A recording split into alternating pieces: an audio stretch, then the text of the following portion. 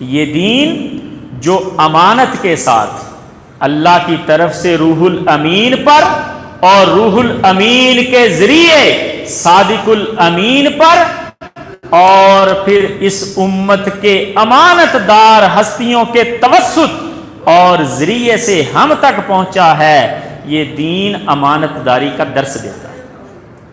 اور اللہ رب العزت نے قرآن مجید میں فرمایا ان اللہ یأمرکم ان تؤدوا الامانات الی اہلہا، اللہ تمہیں حکم دیتا ہے کہ جب تمہارے پاس امانت رکھی جائے تو اس امانت کو ویسے ہی واپس لوٹاؤ جس نے تمہارے اوپر اعتماد کیا۔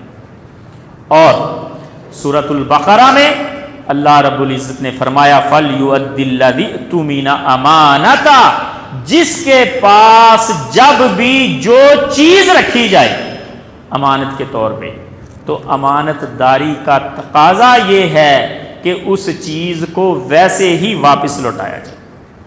اور نبی علیہ الصلاۃ والسلام کی روایت سیدنا ابو ہریرہ رضی اللہ تعالیٰ عنہ بیان کرتے ہیں کہ حضور نے فرمایا ادِ الامانۃ الی من ائتمنک ولا تخن من خانک، فرمایا جو تیرے اوپر اعتماد کرے، یقین کرے، تو تیرے اوپر یہ لازم ہے کہ امانت دار ہونے کا ثبوت دے، اس کی امانت کو واپس کر۔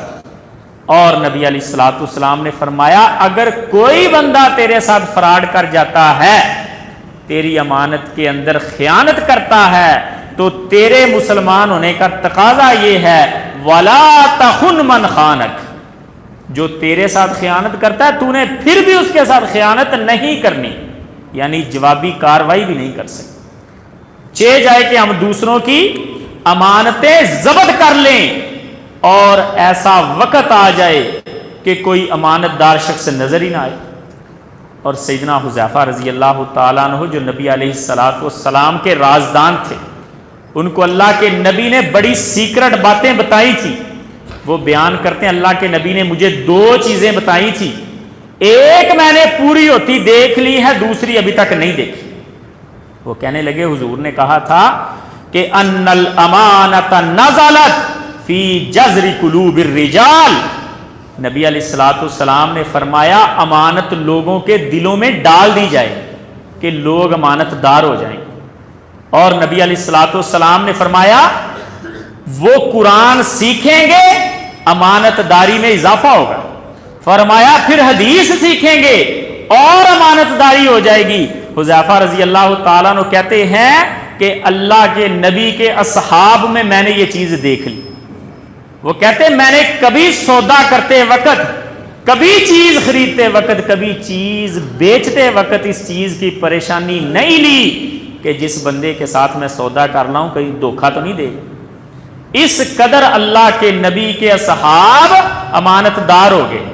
کہتے دوسری بات اللہ کے نبی نے یہ فرمائی تھی کہ پھر ایک وقت آئے گا قیامت کے قریب جب لوگوں کے اندر سے امانتیں اٹھ جائیں گی، اور نبی علیہ الصلوۃ والسلام نے فرمایا اس طرح اٹھیں گی، یہ بڑی زبردست روایت ہے۔ 2 چیزوں کے اٹھنے کا اللہ کے نبی نے ذکر کیا، ایک علم کے اٹھنے کا، دوسرا امانت کے اٹھنے کا، لیکن دونوں کا انداز الگ ہے، یہ بڑی نکتے کی بات ہے۔ اللہ کے نبی نے فرمایا قیامت کے قریب علم اٹھ جائے گا، اور فرمایا ایسے نہیں ہوگا کہ کوئی بندہ رات کو سوئے گا عالم، راتوں رات اس کے دل سے علم کھینچ لیا جائے گا، صبح اٹھے گا جاہل، ایسا نہیں ہوگا۔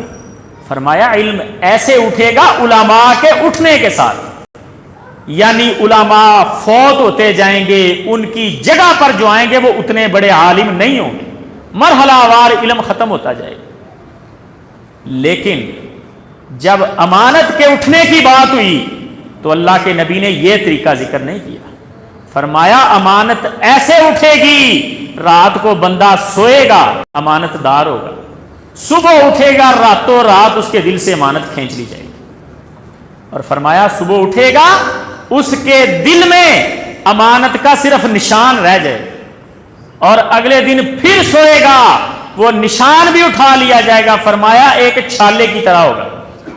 اور محدثین اس کی وضاحت کرتے ہیں، کہتے ہیں چھالے کی طرح ہونے کا مطلب یہ کہ دیکھنے میں لگے گا امانت دار ہے، اندر سے چھیڑیں گے تو ہوا ہی ہوگی، کچھ بھی نہیں ہوگا. جیسے چھالے کے اندر دیکھنے میں وہ لگتا ہے کہ کوئی بہت بڑی چیز ہے لیکن اندر کچھ نہیں ہوتا.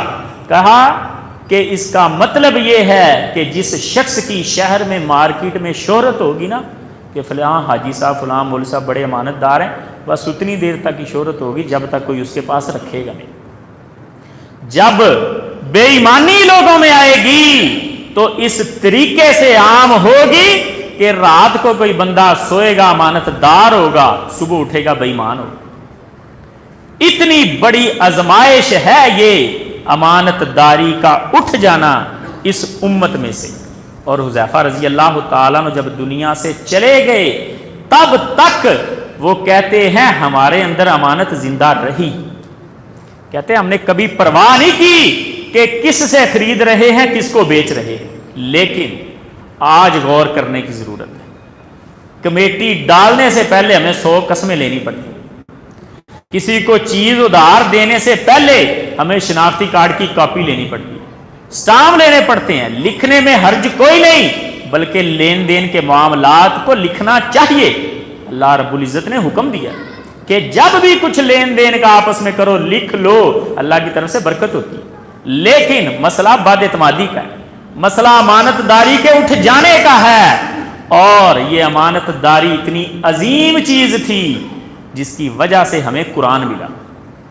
یہ امانت داری اتنی عظیم چیز تھی جس کی وجہ سے انسان کو اشرف المخلوقات بنایا گیا. اشرف المخلوقات بننے کے بعد اور ذمہ داریاں تو پڑی ہیں، لیکن بنیاد جو اشرف المخلوقات بننے کی بنیاد تھی وہ امانت داری تھی. اللہ رب العزت نے سورۃ الاحزاب میں فرمایا انا عرضنا الامانۃ علی السماوات والارض والجبال فابین ان یحملنها. ہم نے امانت کو پیش کیا آسمانوں پر، زمین پر، پہاڑوں پر، کسی نے قبول نہیں کیا. فابین ان یحملنها واشفقن منها وحملها الانسان. انسان نے قبول کیا امانت کو، اور اس وجہ سے اللہ رب العزت نے انسان کو وہ عظمتیں دی جو باقی مخلوقات کو نہیں دی. لیکن جب یہ امانت ہی ہمارے اندر سے اٹھ جائے گی تو پھر کیا باقی رہ جائے. اور نبی علیہ الصلوۃ والسلام امانت کے اوپر اتنی توجہ دیا کرتے تھے. سیدنا انس رضی اللہ تعالیٰ عنہ کہتے ہیں، مسند احمد کی روایت، کہتے کبھی بھی ایسے نہیں ہوا، کبھی بھی ایسے نہیں ہوا کہ اللہ کے نبی نے ہمیں خطبہ دیا ہو اور اس میں یہ الفاظ نہ پڑھے. یعنی اتنی بڑی اہم بات ہے. کہتے جب بھی خطبہ دیتے تو خطبے کے اندر فرماتے الا لا ایمان لمن لا امانت لہ ولا دین لمن لا عہد لہ. خبردار میرے اصحاب سن لو، اس بندے کا ایمان ہی نہیں ہے جس کی امانت نہیں. یعنی جو امانت دار نہیں ہے وہ ایماندار نہیں. اور فرمایا ولا دین لمن لا عہد لہ، جو وعدہ کر کے پورا نہیں اترتا وہ دیندار نہیں. نبی علیہ الصلوۃ والسلام اس بات کو ہر خطبے میں دہرایا کرتے ہیں. اس بات کی اہمیت کو جاننے کے لیے یہ بات کافی ہے.